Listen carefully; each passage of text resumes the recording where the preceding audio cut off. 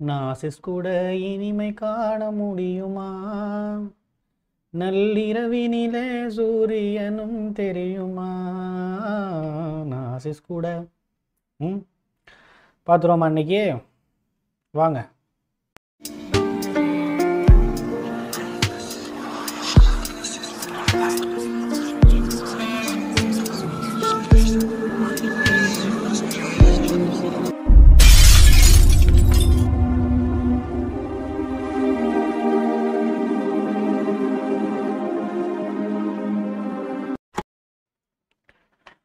Welcome to the Human Expert Tamil. I am your Rajkumar Pandian, psychologist. இன்னைக்கு என்ன பார்ப்போம்? The 10 red flags of the narcissist. ஒரு மிகப்பெரிய ஒரு பர்சனாலிட்டி டிஸார்டர் நம்ம பயங்கரமாக இந்த மாதிரி பயங்கரமாக அப்யூஸ் பண்ணி மேனிப்புலேட் பண்ணி அது மூலமாக சந்தோஷப்படக்கூடிய ஒரு சாடிஸ்ட் மென்டாலிட்டி கொண்ட ஒரு எம்பத்தியே இல்லாத, நம்மளை பற்றி எந்த கவலையும் படாத, நம்மளை ஜீரோவாக்கி அதுலேயும் சாட்டிஸ்ஃபை ஆகாமல் இன்னும் நம்மளை கீழே கொண்டு போகணும்னு நினைக்கக்கூடிய ஒரு மனநோய் அப்படிங்கிறது தான், அந்த விக்டிம் அந்த மாதிரி கொண்டு போகணும்னு நினைக்கக்கூடிய ஒரு மனநோய் அப்படிங்கிறது தான் இந்த நார்சிசிஸ்ட் பர்சனாலிட்டி. அவர்களுடைய 10 ரெட் ஃப்ளாக்ஸ் அப்படிங்கிறது என்ன, இதை பார்த்தோம் அப்படின்னா அதுக்கப்புறம் என்ன பண்ணணும் அப்படிங்கிற விஷயத்தெல்லாம் நீங்கள் நம்ம பார்க்க போகிறோம். இந்த விஷயங்களை ஆரம்ப காலகட்டத்திலேயே பல பேர் சொல்கிற விஷயங்கிறது இதெல்லாம் எனக்கு முன்னாடியே தெரிஞ்சிருந்தால் பரவாயில்லையே அப்படின்ட்டு இல்லையா? ஸோ இது ஆரம்ப காலகட்டத்திலேயே ஒரு ரிலேஷன்ஷிப்புங்கிறது தொடங்கும் போதே எடுத்தவொடனே அங்கே அவங்க நார்சிஸ்டா இல்லையாங்கிறத அனலைஸ் பண்ண முடியுமா? ஒரு நார்மலாக ஒரு ஃப்ரெண்ட்ஷிப் அந்த ஒரு இடங்கள்லேயே அனலைஸ் பண்ண முடியுமா அப்படின்னா அதுக்கு தான் இதில் நம்ம பார்க்க போகிறோம். Okay, so these are all the 10 red flags of narcissist. அங்கே பார்ப்போம். த இல்லியூசரி வேலிடேஷன். எடுத்தவொடனே இவங்க கூட இருக்கிறது அப்படிங்கிறது அப்படியே டக்குன்னு உடனே நமக்கு ஒரு பெரிய கம்ஃபர்டபுள் அப்படிங்கிறது அப்படியே ரொம்ப பயங்கரமாக கம்ஃபர்ட் ஆகிடும். ஏன் அந்த கம்ஃபர்டபுள் நமக்கு வருது அப்படின்னு சொன்னால், இவங்க பயங்கரமான, நம்ம ஈவன் அவ்வளவு டிசர்வாக இருக்க மாட்டோம், இருந்தாலும் நமக்கு அவ்வளோ பெரிய மரியாதையும் மதிப்பையும் அப்படியே பயங்கரமான ஒரு வேலிடேஷனை அவங்க கொடுப்பாங்க. அந்த வேலிடேஷன் அப்படிங்கிறது ஈவன் நம்மளுடைய பேரண்ட்ஸ் கூட நமக்கு இந்த அளவுக்கு வேலிடேஷன் கொடுத்துருக்க மாட்டாங்க. நம்மளை அப்படியே கிஃப்டாக வச்சு தாங்குற மாதிரி ஆஹா ஒரு ஆளை பிடிச்சிட்டோண்டா, இன்னும் நம்மளை யாரும் அசைக்க முடியாதுப்பா அப்படிங்கிற அளவுக்கான ஒரு இல்லூஷன் ஓரியன்டான வேலிடேஷன் அப்படிங்கிறது இருக்கும். இது ஏன் இல்லூஷன் ஓரியன்ட் அப்படின்னு சொன்னால், நம்ம லாஜிக்கலாக பார்க்கும்போது அவ்வளவு வேலிடேஷனுக்கு டிசர்வான ஒரு ஆளாக இருக்க மாட்டோம், யாருமே அதுக்கு டிசர்வான ஆளாக இருக்க மாட்டாங்க, அவங்க பாராட்டுற அளவுக்கான ஒரு டிசர்வான ஒரு ஆளாக இருக்க மாட்டாங்க. ஆனாலும் அந்த அளவுக்கு நம்மளை தூக்கி வச்சுருப்பாங்க. எதுக்கு? ஆட்டை குளிப்பாட்டுறதெல்லாம் எதுக்காக? அதுக்கு அப்படியே சாம்பிராணெல்லாம் போட்டு அதை குலதெய்வமாக வழி பண்ணுங்கிறதுக்காகவா? இல்லை, வழி கொடுக்கறதுக்காக இல்லையா? அதனால் இந்த நார்சிசிஸ்ட் பண்ணக்கூடிய ஃபஸ்ட்டு ரெட் ஃப்ளாக் அப்படிங்கிறது இந்த ஒரு இல்லூஷரி வேலிடேஷன் அப்படிங்கிறத இங்கே நீங்கள் யோசிக்கணும். ஓகே, செகண்ட் விஷயம் என்னன்னா ஹாலோ கமிட்மெண்ட். ஹாலோ கமிட்மெண்ட்னா என்னன்னா, பயங்கரமான கமிட்மெண்ட்டை எடுத்தோடனே அப்படியே பயங்கரமாக எல்லாத்தையும் ஏற்றுக்கிறது. உன்னோட லைஃப்பில் இருக்கக்கூடிய இந்தந்த கமிட்மெண்ட் எல்லாத்தையும் நான் பார்த்துக்கிறேன், இதுக்கு எல்லாத்துக்கும் ஒத்துக்கிறேன், அதுக்கு எல்லாத்துக்கும் ஒத்துக்கிறேன்னு சொல்லிட்டு ஈவன் ஒரு நார்மல் பர்சனாலிட்டி கூட இப்படியெல்லாம் நம்மக்கிட்ட இருக்க மைனஸை அப்படியே ஒத்துப்பாங்களா ஏற்றுப்பாங்களாங்கிறது தெரியாது. அப்படியே ஒரு மகான் மாதிரி இவங்க பயங்கரமாக ஒத்துக்கிறதும் ஏற்றுக்கிறதுங்கிறது இருக்கும். ஒரு ஹாலோவான ஒரு கமிட்மெண்ட்டை அவர்கள் பயங்கரமாக அந்த கமிட்டட் ஆவாங்க. அதே ஹாலோ அப்படின்னா ஒன்றும் இல்லாத விஷயத்த பெருசாக அப்படியே ஹாலோ நகைகள்லாம் கேள்விப்பட்டிருக்கீங்களா? ஹாலோ செயின் அப்படின்னு பார்த்தீங்கன்னா தெரியும். அது பார்த்தீங்கன்னா அதுக்கு அதில் கிராம் அப்படிங்கிறது கம்மியான அந்த வெயிட்டேஜுங்கிறது கம்மியாக இருக்கும், ஆனால் அது பார்க்குறதுக்கு அப்படியே ரொம்ப பெருசாக தெரியும், அப்படியே பெருசாக உருண்டையாக இருக்கும். அந்த மாதிரியான ஒரு கமிட்மெண்ட்டை பயங்கரமான ஒரு கமிட்மெண்ட்டை நம்மிடம் இருந்து அப்படியே எடுத்துக்கிட்டு எல்லா பொறுப்பையும் அவங்க தலைமையில தூக்கி போட்டு எல்லாத்தையும் செய்து விடுவோம் அப்படின்னு பயங்கரமான ஒரு ஃபேக் ப்ராமிஸை அவங்க கொடுப்பாங்க. This is what. ஓகே, அந்த சட்டில் ப்ரைஸ் சீக்கிங், இந்த விஷயங்கள்லாம் அப்படியே செஞ்சுக்கிட்டே இருக்கும்போது, இவ்வளவு நான் உனக்கு செய்கிறேனே, நீ கொஞ்சமாவது என்னை பாராட்டுறியா? இன்னைக்கு கூட பார்த்தியா, மார்னிங் நான் தான் உனக்கு குட் மார்னிங் போட்டேன், பரவாயில்ல இருந்தாலும் சொல்கிறேன் இல்லை? இன்னைக்கு கூட பார்த்தியா, நான் உனக்காக இவ்வளோ எஃபோர்ட் போடுறேன், ஆனால் நீ அவங்களுக்கு அட்டென்ஷன் கொடுக்குற மாதிரி இருக்கு பாரு. பொசசிவ் ஆகத்தானே செய்யும். இருந்தாலும் சரி, ஓகே, இட்ஸ் ஓகே, அதெல்லாம் ஒன்றும் பிரச்சனை இல்லை, இருந்தாலும் நான் உங்ககிட்ட சொல்கிறேன் அப்படின்னு ரொம்ப சட்டிலாக அப்படியே அதை ஆரம்பிப்பாங்க. அந்த ஒரு ப்ரைஸ் சீக்கிங்கை, அவங்க செய்கிற ஒவ்வொரு விஷயத்துக்கான பாராட்டை, ஒவ்வொரு விஷயத்துக்கான அட்டென்ஷனை அப்படியே எதிர்பார்ப்பாங்க. அது கொஞ்சம் கொஞ்சமாக சிவியராக ஆரம்பிக்கும். என்னென்னா, எந்த விஷயம் செய்யலைனாலும் அந்த அட்டென்ஷனை எதிர்பார்க்க ஆரம்பிப்பாங்க. சரி, ஓகே, இதெல்லாம் எனக்காக நீ செய்கிற, ஓகே, நான் என்ன பண்ணுறேன் அப்படின்னு சொன்னால் ரெசிப்ரிகேட் பண்ணுறேன். விச் மீன்ஸ் நான் காம்ப்ளிமெண்ட்டுக்காக என்ன சொல்கிறேன், பரவாயில்ல சூப்பராக செஞ்சுருக்கேன், எல்லாம் பண்ணியிருக்கேங்கிற சொல்கிறேன், ரைட், ஓகே. பட் செய்யாமையே அப்படியே கொஞ்சம் கொஞ்சமாக அந்த அட்டென்ஷனை கிராப் பண்ண அகைன் ட்ரை பண்ணுவாங்க. இவங்களை ஒரு ஸ்பெஷல் கிஃப்டட் ஃபெலோவாக நம்ம கருதணும், இவங்களை ஒரு கோல்டன் சைல்டாக கருதணுங்கிற மாதிரி அப்படியே கொஞ்சம் கொஞ்சமாக உள்ள வருவாங்க. This is what we need to understand. Fake vulnerability, அப்படியே இந்த அட்டென்ஷன் சீக்கிங்குள்ளே அப்படியே ஒரு வல்னரபிலிட்டி அப்படிங்கிறது ஒன்று கிரியேட் பண்ண ஆரம்பிப்பாங்க. விச் மீன்ஸ் நாம் வந்து அவங்கள ரொம்ப வல்னரபிளாக பார்க்கணும் அப்படிங்கிற மாதிரி. அவங்களோட சைல்டுஹுட்டுங்கிறது எவ்வளோ ரொம்ப அப்படியே அவ்வளோ அசிங்கமாக இருந்தது தெரியுமா? அவங்களோட சைல்டுஹுட்டு எவ்வளோ அப்யூஸை நான் வந்து அனுபவிச்சிருக்கேன் தெரியுமா? என்னுடைய அம்மா அப்பாலாம் வந்து எனக்கு எந்த விதமான சப்போர்ட்டும் பண்ண மாட்டாங்க. அப்படி சப்போர்ட் பண்ணாதப்போ கூட அவங்களுக்காக எல்லா விஷயத்தையும் நான் செய்வேன். நான் இப்படி தான் நம்பி ஏமாறுறதா என்னோட வேலை. நான் வந்து யார் நல்லவங்க யார் கெட்டவங்க எனக்கு பார்க்கவே தெரியாது. நான் இப்படி தான் ஈஸியாக வந்து எல்லாத்தையும் நம்பிடுவேன். ஈஸியாக எல்லாத்துக்கும் நான் வந்து செய்ய ஆரம்பிப்பேன். எனக்கு ரொம்ப பீப்புள் ப்ளீசிங் மென்டாலிட்டியெல்லாம் இருக்குது. அப்படின்னு ஒரு ஃபேக்கான ஒரு வல்னரபிலிட்டியை, அவங்கள பற்றி ஒரு வல்னரபிள் இமேஜை வந்து அவங்க கிரியேட் பண்ணுவாங்க. இதை ஏன் ஃபேக்குன்னு நம்ம சொல்கிறோன்னா, உள்ளே போய் நீங்கள் பார்த்தீங்க அப்படின்னா ப்ராபப்ளி அந்த மாதிரி ஒரு இன்சிடென்ட் நடந்திருக்காது. This is very important. Which means அவங்களோட அம்மா அப்பா வந்து அவங்க அம்மா அப்பாவும் கிட்டத்தட்ட இவங்க சொல்கிற விஷயங்களை தான் கேட்டுக்கிட்டு இருந்திருப்பாங்க. ஏன்னா இவங்க நம்மகிட்ட மட்டுமா செல்ஃப் சென்ட்ரிக்காக நடந்துக்க போகிறாங்க, அங்கேயும் தானே அப்படி நடந்துக்கிட்டு போகிறாங்க. எங்கே அவங்க வந்து இவங்களுக்கு ஏற்ற மாதிரியான விஷயங்களை செய்யலைன்னா அவங்க வந்து விட்டுட்டு போயிடுவாங்களோங்கிறதுக்காகவே அவங்களும் பயந்துக்கிட்டு செஞ்சுக்கிட்டு இருப்பாங்க. இல்லை இவங்களுக்கு நல்ல ஒரு எனேபிளராக அவங்க இது மூலமாக பெனிஃபிட் அடையக்கூடிய ஒரு கெட்டவங்களாகவும் அவங்க இருக்கலாம். ஒட்டு மொத்தத்தில் இது ஒரு ஃபேக்கான ஒரு வல்னரபிலிட்டி, ஒரு இமேஜ் வந்து அவங்க கிரியேட் பண்ணுவாங்க. Okay. Isolation under the concern, உங்கள் மேலே அதிகமாக அக்கறை எடுத்துக்கிற மாதிரி அப்படியே கொஞ்சம் கொஞ்சமாக வந்து இந்த உலகத்தில் உன்னை விட வந்து மிகப்பெரிய ஒரு அக்கறையை காட்டக்கூடிய ஒரு பர்சன் இந்த உலகத்தில் யாரையாவது ஒரு நாள் பார்க்க முடியுமா? நான் தான். அப்போ ஏன் வந்து எனக்கு டைம் ஸ்பெண்ட் பண்ணாமல் நீ அவங்களுக்கு டைம் ஸ்பெண்ட் பண்ணுற? ஏன் எனக்கான ஒரு பர்த்டே, என்னோட பர்த்டே உனக்கு தெரியுமா? இல்லை நான் ஒரு முக்கியமான ஒரு மெமரிலாம் உன்னை சொல்லியிருந்தேன்ல, அதெல்லாம் ஞாபகம் வச்சிருக்கியா? ஆனால் அதெல்லாம் உனக்கு ஞாபகம் இல்லை. ஆனால் அந்த பர்சன் பற்றி மட்டும் உனக்கு தெரிஞ்சிருப்பாரு. அவங்க கையை காட்டுற ஒரு பர்சன் நம்மளுடைய பேரண்ட்டாக கூட இருக்கலாம். கரெக்டு தான், பேரண்ட்ஸ்க்காக எல்லாமே செய்யலாம். பட் பேரண்ட்ஸ்க்காகவே நம்ம வாழ்ந்துட முடியாதுல்ல, என்ன? ஸோ இந்த மாதிரி அப்படியே கொஞ்சம் கொஞ்சமாக அடுத்தவங்களை ப்ளேம் பண்ணி அவங்க எல்லாரும் இவங்களுக்கு அகெயின்ஸ்டாக இருக்கிறத போலவும், நாம் ஒருத்தவங்க மட்டும்தான் வந்து விச் மீன்ஸ் அந்த நார்சிசிஸ்ட் மட்டும்தான் வந்து நமக்கு வந்து சப்போர்ட்டிவாக இருக்கிறது மாதிரியும் அப்படியே ஒரு ஃபேக்கான ஒரு இமேஜ் வந்து கிரியேட் பண்ண ஆரம்பிப்பாங்க.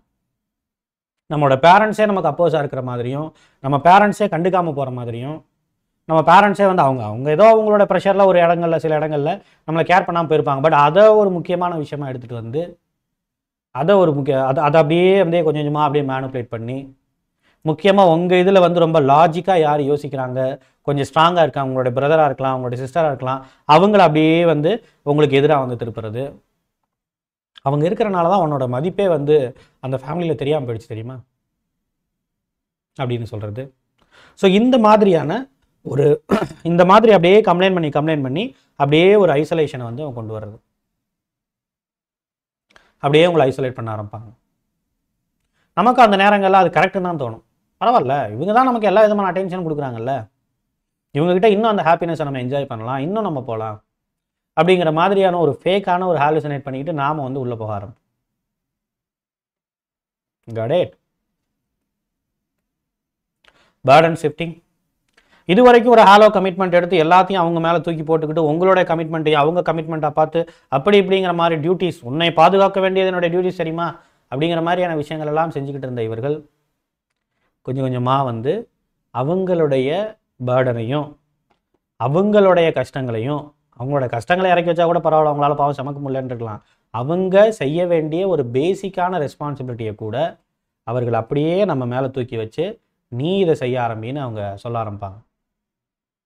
அப்படியே அவங்களோட டியூட்டிஸை, அவங்க ரெஸ்பான்சிபிலிட்டிஸை நம்மளுடைய முதுகில் ஏற்றுவாங்க. அண்ட் அதை பற்றி தே வில் நெவர் ஒரி. பரவாயில்ல, இதையும் செய்ய, இது கூட செய்ய முடியாதவனால நான் உனக்காக எத்தனை விஷயங்கள் செஞ்சுருக்கேன் தெரியுமா, ஆனால் திரும்பி பார்த்தா ஒன்றும் இருக்காது. ஆனால் அவங்க சொல்கிறது அப்படி, நான் உனக்காக இதை செஞ்சுருக்கேன். அவங்க செய்யக்கூடிய விஷயங்கள் எல்லாத்தையும் அப்படியே மிகப்பெரிய அளவில் இது பண்ணி காட்டி நீ என்ன செஞ்ச சொல்லு பார்க்கலாம். நாமளும் அதே மாதிரியான விஷயங்கள் செஞ்சுருப்போம், ஈவன் அதை விட பெட்டரான விஷயங்கள்லாம் செஞ்சுருப்போம். நம்ம அப்படியே ஒரு அன்புனால, ஒரு பயங்கரமான அப்படியே அப்படியே ஆசுவாசத்தினால அப்படியே பயங்கரமாக வந்து எல்லாம் செஞ்சுருப்போம் நம்ம. ஆனால் பத்தலப்பா, இதெல்லாம் ஒரு விஷயமா அப்படின்னு நம்ம அப்படியே வந்து அதை சப்ரஸ் பண்ணி அவர்கள் செஞ்சதை ஒரு பெரிய விஷயமா எடுத்துக்காட்டி, நான் எப்படிப்பட்ட ஒரு விஷயங்களை உனக்காக செஞ்சுருக்கேன் பாரு, அப்போ இவ்வளவு செஞ்ச எனக்காக இதை கூட நீ செய்ய மாட்டியா, இந்த ஒரு கமிட்மெண்ட்டை நீ எடுத்துக்க மாட்டியா, அப்படிங்கிற மாதிரி ஒரு உள்ள வர ஆரம்பிப்பாங்க. Got it? One way ethics. இந்த ஒன் வே, இந்த எத்திக்ஸ் அப்படின்னாலே அது ஒன் வேவாக மட்டும்தான் இருக்கும். விச் மீன்ஸ் அவங்க செய்தால் எல்லாமே சரி, அவங்க என்ன செஞ்சாலும் அது சரி. அவங்களோட ரிலேட்டிவ்ஸ்க்காக வந்து சம்மந்தமே இல்லாத ரிலேட்டிவ்ஸ்க்காக நிறைய விதமான பணத்தை வந்து செலவழித்தாலும் அது சரி. அவங்க ஃபங்க்ஷனுக்காக அவங்க வாரி வாரி கொடுத்தாலும் அது சரி. தன்னோட சோசியல் இமேஜை காப்பாற்றிக்கிறதுக்காக சம்மந்தம் இல்லாத ஆட்கள்கிட்டலாம் வந்து ஒரு பெரிய அளவில் கமிட்மெண்ட்டை எடுத்துக்கிட்டு அவங்களுக்கான வேலை இவங்களே செஞ்சு கொடுத்தாலும் அது சரி. ஆனால் நாம் எது செய்தாலும் தவறு. நம்ம சார்ந்தவங்க, நம்மளுடைய பேரண்ட்ஸ், நம்மளோட சிப்ளிங்ஸ் எது செஞ்சாலும் தவறு. இந்த எத்திக்ஸ் அப்படிங்கிற ஒரு விஷயங்கிறது அவங்க செய்யக்கூடிய விஷயங்களுக்கு மட்டும்தான் அந்த எத்திக். நீங்கள் வந்து எத்திக்கலாக இருக்கணும், அவ்வளோதான். நான் எத்திக்ஸாக இருப்பேன்னு நீ நினைக்கக்கூடாது. நீ வந்து இந்த இந்த ரிலேஷன்ஷிப்புக்கு ரொம்ப ரொம்ப லாயலாக கண்ணியமாக நீ வந்து இருக்கணும். என்கிட்ட இருந்தெல்லாம் நீ எதிர்பார்க்கக்கூடாது இப்படிங்கிறது. ஸோ தன்னுடைய செயல்பாடுகளுக்கு அதிகமான நியாயம் கற்பிப்பது. நீங்கள் என்ன செஞ்சாலும் உங்களை குத்தம் சொல்கிறதுல மட்டும் அப்படியே டார்கெட் பண்ணி ஏதாவது ஒரு சின்ன விஷயம் கிடச்சிடாதா அதை வச்சு வந்து உங்களை வந்து இது பண்ணிட மாட்டோமா அப்படிங்கிறதுல ரொம்ப ரொம்ப கான்சியஸாக இருக்கிறது. Got it? ஃபேமிலி ஸ்கேப்கோட்டிங். உங்களுடைய ஃபேமிலி தான் நீங்கள் இந்த அளவுக்கு வந்து அறிவு இல்லாமல் இருக்கிறதுக்கு, நீங்கள் இந்த அளவுக்கு முன்னேறாமல் போனதுக்கு, உங்களோட எல்லா விதமான ஒரு ஒரு ஏற்றத்தாழ்வுகள்லாம் கிடையாது, எல்லா விதமான தாழ்ச்சிக்கும் எல்லா விதமான ஒரு விஷயங்களுக்கும் உன்னுடைய ஃபேமிலி தான் காரணம். உன்னோட ஃபேமிலி தான் சாபுட்டாச் பண்ணுது. உன் ஃபேமிலி உன்னை வந்து திட்டம் போட்டே வந்து உன்னை அப்படியே அடக்கி வச்சிருக்கிறாங்க. உனக்கு எவ்வளோ திறமை இருக்குது தெரியுமா? நீ வந்து முன்னேறாமல் போனதுக்கான எல்லா விதமான காரணங்களும், உன்னோட லைஃப்பில் சுற்றி நடக்கக்கூடிய எல்லா விதமான பிரச்சனைகளுக்கும் உன்னுடைய ஃபேமிலி தான் காரணம் அப்படிங்கிற மாதிரி அவங்கள ஒரு ஸ்கேப் கோட் மாதிரி வந்து அவர்களை சித்தரிப்பது, அவர்களை ஒரு பலிவடா மாதிரி ஆக்கிறது. ஈவன் உனக்கு எனக்கு சண்டை வருதுன்னா கூட அதுக்கான காரணங்கிறது உனக்கு தெரியாது. இந்த விஷயம்லாம் அவங்க ஃபேமிலிக்கு தெரிஞ்சிருக்கும். மறைமுகமாக அவங்க ஏதாவது உனக்கு வந்து சொல்லி கொடுத்துட்டு இருக்காங்க. ஐ நோ, என்ன உனக்கு தெரியாது அது. ஸோ அதுக்கும் நீ தான் காரணம், அதுக்கும் வந்து அவங்க ஃபேமிலி தான் காரணம். நீ எப்படியெல்லாம் நடந்துக்கிறியோ அதுக்கும் அந்த ஃபேமிலி தான் காரணம் அப்படிங்கிற மாதிரி ஃபேமிலியை வந்து ஸ்கேப் கோட் பண்ணி அந்த ஃபேமிலியை வந்து டார்கெட் பண்ணி எப்படியாவது அவங்களை ஐசோலேட் பண்ணணுங்கிறதுக்கான டாக்டிக்ஸ் இல்லையா? ஒரு இறையை வந்து வேட்டையாடினா என்ன பண்ணணும்? அந்த இறையை வந்து கூட்டத்தில் இருந்து பிரிக்கணும்ல, right? Hovering and coasting you. Yeah, எப்போ பார்த்தாலும் வந்து இந்த ஹூவரிங் மென்டாலிட்டி இது பண்ணுறது. விச் மீன்ஸ் நம்மளை அப்படியே வந்து டக்குன்னு அப்படியே கோஸ்ட் பண்ணிட்டு போய்டுறது, திடீர்னு நோ கான்டாக்ட் போய்டுறது. அப்படியே நோ கான்டாக்ட் போய்ட்டு எங்கே போனாங்க, என்ன பண்ணுவாங்கன்னு, என்ன பண்ணுறாங்கன்னே தெரியாது. நம்ம ஃபோன் போட்டாலும் எடுக்க மாட்டாங்க, மெசேஜ் பண்ணால் பார்ப்பாங்க, பார்க்குற மாதிரி இருக்கும், ஆனால் ரீப்ளை பண்ண மாட்டாங்க, ஸ்டேட்டஸ் வேறு மாதிரி வச்சுக்கிட்டு இருப்பாங்க. இதெல்லாம் இருக்கும். என்னடா இது ஒன்றுமே புரியல அப்படின்னு சொல்லிட்டு ஒரு வாரம் நம்ம தத்தளித்து திருப்பி உள்ளே வரும்போது அப்படியே வந்து என்ன பண்ணுவாங்கன்னா திருப்பி அப்படியே வருவாங்க. சில புது புது விஷயங்களை எடுத்துகிட்டு வருவாங்க. எடுத்துகிட்டு வந்து உனக்கு தெரியுமா, நான் இந்த ஒரு வாரம் உங்கள்கிட்ட ஏன் பேசாமல் இருந்தேன் நீ கண்டுபிடி பார்க்கலாம், பிகாஸ் நீ இந்த விஷயம் செஞ்சதுனால, அந்த விஷயம் செஞ்சதுனால அப்படின்ட்டு. இனிமேல் நான் உங்ககிட்ட பேசணும்னா நீ நான் சொல்கிறத மட்டும்தான் கேட்கணும் அப்படிங்கிற இடத்துக்கு அவங்கள கொஞ்சம் கொஞ்சமாக அவங்கள நோக்கி நகர்த்துவாங்க. ஸோ உங்களை அப்படியே முழுசாக, அதாவது இந்த ஒரு பருத்தி வீரன் படத்தில் சொல்லுவாங்க பாருங்க, நீங்கள் முழுசாக எனக்குள்ளே வந்துட்ட, இன்னும் வந்து அப்போ சொல்கிறான் அப்போ ஆத்தா சொல்கிறாங்கிற மாதிரி இது பண்ணுறங்கிற மாதிரி உங்களை அப்படியே முழுசாக வந்து ஆக்கிரமிச்சு அப்படி என்ன பண்ணுவாங்க, அந்த நேரத்தில் நீங்கள் அந்த ஒரு எமோஷ்னலாக அவங்க கூட கனெக்ஷனுக்கு வரும்போது அந்த எமோஷன்ஸை வச்சு அவங்க ப்ளே பண்ணுவாங்க.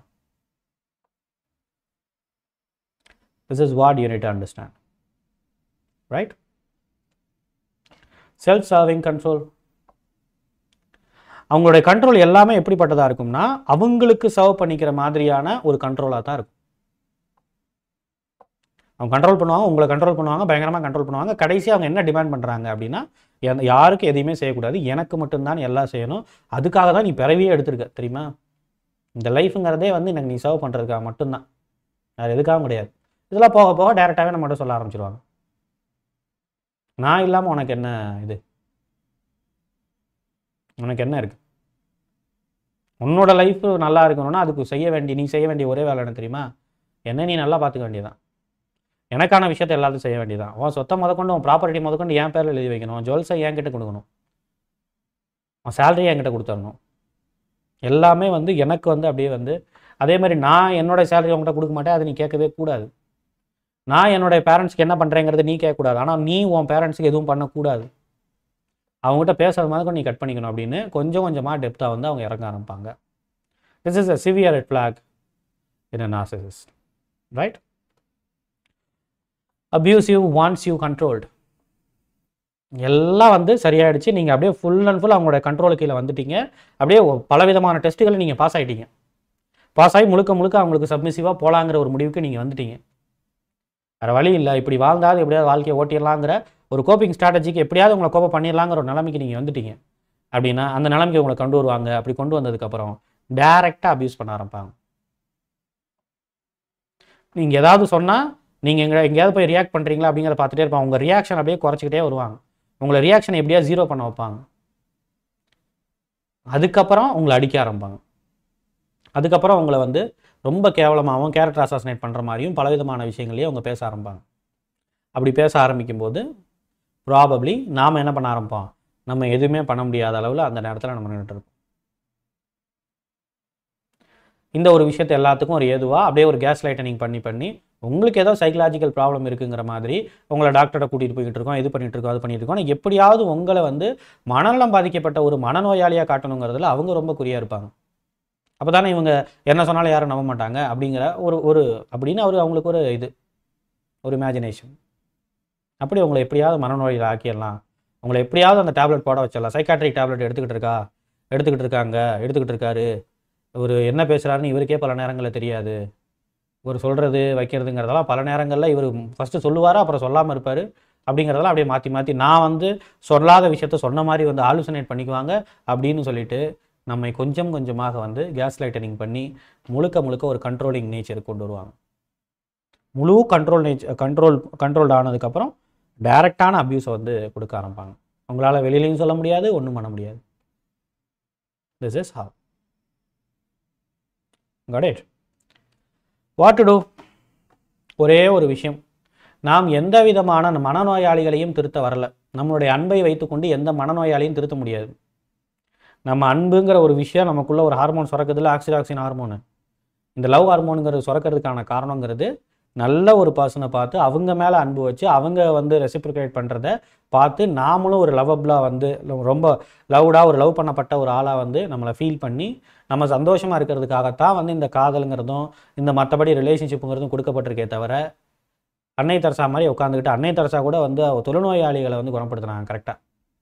ஏன்னா அவர்கள்லாம் அப்பாவிகள், அவங்கள கண்டிப்பாக நம்ம குணப்படுத்தலாம். ஆனால் இந்த மாதிரியான ஆட்களை வந்து குணப்படுத்துவதுங்கிறதோ அதை சரி பண்ணுறதுங்கிறதோ நம்மளுடைய வேலை இல்லை. அதை சரி பண்ணவும் முடியாது, அவர்களோட அட்ஜஸ்ட் பண்ணி வாழவும் முடியாது. நீங்கள் என்னைக்கு வந்து அட்ஜஸ்ட் பண்ணி வாழணும்னு நீங்கள் நினைக்கிறீங்களோ, ரொம்ப சிம்பிள், உங்களுக்கும் உங்களோட எத்தனை குழந்தை இருக்காங்களோ அத்தனை பேர்த்துக்கும் நீங்களே என்ன பண்ண ஆரம்பிக்கிறீங்கன்னா குழி தோண்ட ஆரம்பிக்கிறீங்கன்னு அர்த்தம். அவங்களும் வந்து அவங்களுடைய ஃப்யூச்சரை வந்து நீங்கள் மிகப்பெரிய அளவில் அடமானம் வைக்கிறீங்கன்னு அர்த்தம். அவங்க வந்து நாளைக்கு அப்யூஸ் ஆகிறதுக்கு நீங்களே ஒரு வழியாக இருக்கீங்கன்னு அர்த்தம். நீங்களே ஒரு வேவை வந்து அமைக்கிறீங்கன்னு அர்த்தம். நீங்களே ஒரு எக்ஸாம்பிளாக ஒரு நார்சிசிஸ்ட் பிஹேவ் பண்ணால் அவங்கக்கிட்ட எதுவுமே இது பண்ணாமல் வந்து சப்மிசிவாக போகிறது தான் உங்களுடைய கடமைங்கிற ஒரு மாதிரியான ஒரு விஷயத்தை நீங்களே அந்த லெசனை வந்து உங்கள் குழந்தைகளுக்கு டீச் பண்ணுறீங்கன்னு அர்த்தம். எதிர்த்து நிற்கக்கூடாது, எதிர்த்து நின்னா நீ அவ்வளவுதான் அப்படின்னு சொல்லிட்டு அவங்களுக்குள்ளே வந்து ஆன்சைட்டியை நீங்களே கிரியேட் பண்ணுறீங்கன்னு அர்த்தம். எல்லாத்துக்கும் அப்பாற்பட்டு உங்களுடைய வாழ்க்கையை, உங்களுடைய எதிர்காலத்தை சந்தோஷமாக வாழ்கிற இந்த மாதிரியான ஒரு எதிர்காலத்தை இல்லையா, சந்தோஷமாக வாழ்கிறதுக்கு ஒருத்தான லைஃபு, அந்த மாதிரியான லைஃபுங்கிறது நிறையா இருக்குல்ல. சம்பாதிக்கணும், சம்பாதிக்கல, இது பண்ணலாம், அது பண்ணல, நம்ம குறைஞ்சபட்சம் எவ்வளோ சம்பாதிக்கணும், ரொம்ப கம்மியாக சம்பாதிச்சா கூட அதை வச்சு சாப்பிட்டுக்கிட்டு சந்தோஷமாக வந்து நைட்டு வந்து தூங்கணும், காலைல எந்திரிக்கணும். நம்மளை விரும்புகிற ஏதாவது ஒரு பர்சன் வந்து நம்ம கூட இருக்கணும். நம்ம கூட ஒரு சந்தோஷமான ஒரு வாழ்க்கையை, காசே இல்லைனாலும் எப்படியாவது அப்படியே ஒரு பீச் பக்கம் அப்படியே நடந்து போகிற மாதிரி அப்படியே நடந்து போய் அது மூலமாக ஒரு நல்ல ஒரு டைம் ஸ்பெண்ட் பண்ணி ஒரு நல்ல ஒரு வாழ்க்கையை அனுபவித்து வாழணும். அந்த மாதிரியான ஒரு வாழ்க்கையை நீங்களே பலவிதமான காரணங்களை சொல்லி என்ன பண்ணிக்கிறீங்க, விட்டுடுறீங்கன்னு அர்த்தம். இது எல்லாத்துக்குமான காரணங்கிறது அந்த பர்சன்கிட்ட வந்து நம்மளால் எஸ்கேப் ஆக முடியலன்னா அதுக்கான காரணங்கிறது நமக்குள்ளே இருக்கக்கூடிய சிவியர் கோடிபெண்டன்சி. எமோஷ்னலி அவங்க கூட பயங்கரமாக பவுண்டப் ஆகிருக்கும். அதை என்றைக்கு நம்ம பிரேக் பண்ணுறோமோ அன்னைக்கு மட்டும்தான் நமக்கும் நம்மளுடைய குழந்தைகளுக்கும் ஒரு விடிவு காலம், ஒரு சந்தோஷமான ஒரு வாழ்க்கைங்கிறது கிடைக்கும். அதனால் இந்த மாதிரி ஒரு ரிலேஷன்ஷிப்புங்கிறது எந்த லெவலில் இருந்தாலும் ஓகே, அது கடைசி லெவலுக்கு போய்ட்டு சார் இனிமேல் வந்து அதை வந்து மீட்கவே முடியாது சார் அப்படிங்கிற மாதிரி ஒரு லெவல் கிடையவே கிடையாது. ஓகே, அப்படிப்பட்ட ஒரு லெவல் கிடையாது. ஸோ அடுத்தடுத்து எந்தெந்த லெவல் 4வது லெவல் 5வது லெவல் அந்த மாதிரி எந்த லெவலுக்கு போயிருந்தாலும் கூட அந்த ரிலேஷன்ஷிப்பை அப்போயே தூக்கி போட்டுட்டு வர வேண்டியது உங்களுடைய பொறுப்பு, உங்களுடைய கட்டாயம், உங்களுடைய கடமை. So escape from those are all the things. அவங்கள நாமளும் போய் எனேபிளர் ஆகி என்ன பண்ண போகிறோம்? அதனால் ப்ரோஜனம் என்ன? What is a purpose? ஒன்றும் கிடையாது. நம்மளே ஏமாற்றிக்கிட்டு இருப்போம் குழந்தைங்களுடைய எதிர்காலத்துக்காக. குழந்தைங்க வந்து அவங்க தான் காசு கொடுத்துறாங்க, அவங்க தான் எல்லாம் பார்த்துக்கிறாங்க, அந்த குழந்தைகளுக்காக நான் பார்த்துக்கிட்டு இருக்கேன். இது எல்லாமே போய். ஏன்னா இவங்களை விட்டுட்டு வெளியில் வந்தால் தான் குழந்தைகளுக்கு முதல்ல எதிர்காலம்னு ஒன்று இருக்கும், இல்லாட்டி இருக்கவே இருக்காது. இவங்க எவ்வளவு பெரிய ஆட்கள் பாருங்கள். நம்ம எவ்வளவு காசு சம்பாதிச்சாலும், நம்மளுடைய முன்னோர்கள் எவ்வளோ காசு எடுத்து வச்சுருந்தாலும், நம்ம எவ்வளோ கோடீஸ்வரங்களாகவே இருந்தாலும் கூட இவங்க முன்னாடி நாம் வந்து 100க்கும் 200க்கும் பிச்சை எடுக்கக்கூடிய ஆளாகத்தான் கிட்டத்தட்ட நம்ம இருப்போம். நம்மளோட குழந்தைங்களும் எப்போ வந்து நம்மளுடைய அம்மாவோ இல்லை வந்து அப்பாவோ வந்து எப்போ வந்து தருவாங்க, அந்த நார்சிசிஸ்ட் வந்து எப்போ வந்து இதுக்கு தருவாங்க, இதுக்கு எப்போ தருவாங்க அப்படின்ட்டு பல நேரங்களில் வந்து கெஞ்சி ஒரு கட்டத்துக்கு மேலே இவங்ககிட்ட கேட்கவே கூடாதுரா அப்படிங்கிற அளவுக்கு வந்து அவங்களையே கண்ட்ரோல் பண்ணிக்கிட்டு அவங்களையே சாக்ரிஃபைஸ் பண்ணிக்கிட்டு வாழக்கூடிய ஒரு மோசமான ஒரு வாழ்க்கையை தான் எவ்வளவு பணம் சம்பாதித்து இருந்தாலும் நமக்கு வந்து இருக்கும், கிடைக்கும். பணக்கார வீட்டில் அப்படியே லக்ஸுரியான லைஃப் ஸ்டைலில் இருக்கக்கூடிய ஒரு ஏழைகளாக இதுதான் வந்து இந்த நார்சிசிஸ்ட் வந்து நம்மளை வச்சுருப்பாங்க. அதுதான் அவங்களுக்கு சந்தோஷமான விஷயமும் கூட. எவ்வளோ காசு இருந்தாலும் நம்மளுடைய டிசீஸ்க்கு நம்மளால் மருந்து வாங்கி சாப்பிட முடியாது, இவங்க விட மாட்டாங்க. எவ்வளோ ஹாஸ்பிட்டல் பக்கத்தில் இருந்தாலும் இவங்க பர்மிஷன் இல்லாமல் அங்கே நம்ம போக முடியாது. இதெல்லாம் உங்களுக்கு தேவையா அப்படிங்கிறத உங்களுக்கு நீங்களே கேள்வி கேளுங்க.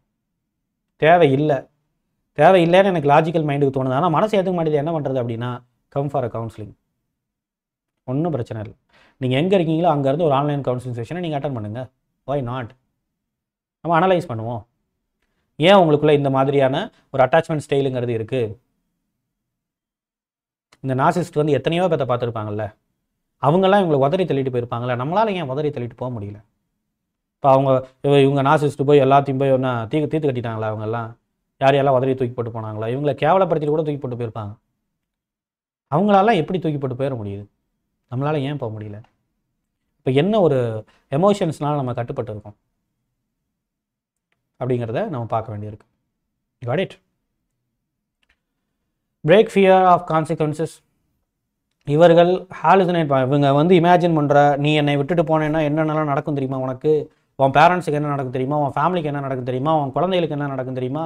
அது தெரியுமா, இது தெரியுமா? என்ன பண்ணிடுவாங்க அவங்க? என்ன பண்ணிட முடியும் அவங்களால? இவர்கள் தன்னை அப்படியே மிகப்பெரிய ஒரு ஜாம்பவான்களாக மாதிரி நடிக்கிற ஒரு மிகப்பெரிய பலசாலியாக காட்டிக்கக்கூடிய ஒரு கோழைகள். இவங்களால ஒன்றும் பண்ண முடியாது. நம்ப மாட்டீங்கல்ல?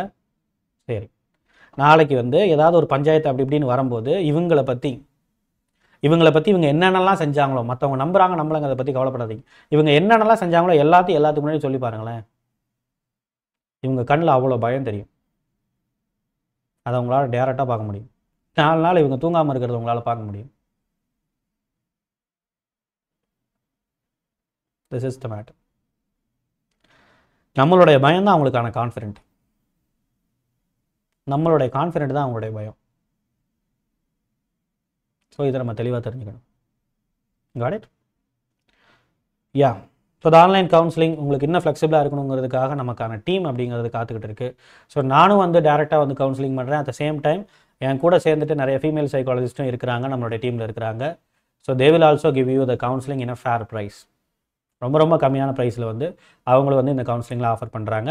அதுக்கு இதான் நம்மளுடைய நம்பர், இதான் அந்த அட்மினுடைய number. So for appointment you can schedule over here. தயவுசெய்து வாட்ஸ்அப் மட்டும் பண்ணுங்கள், மேக்ஸிமம் கால் பண்ணாதீங்க.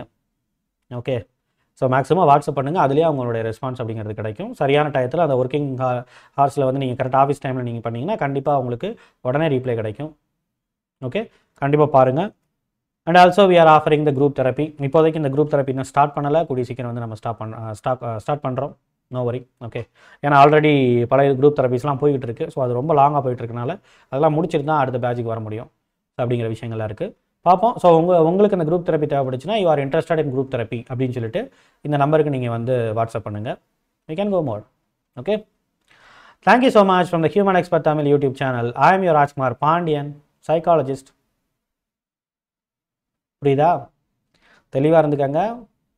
That is very important thing, right? That is what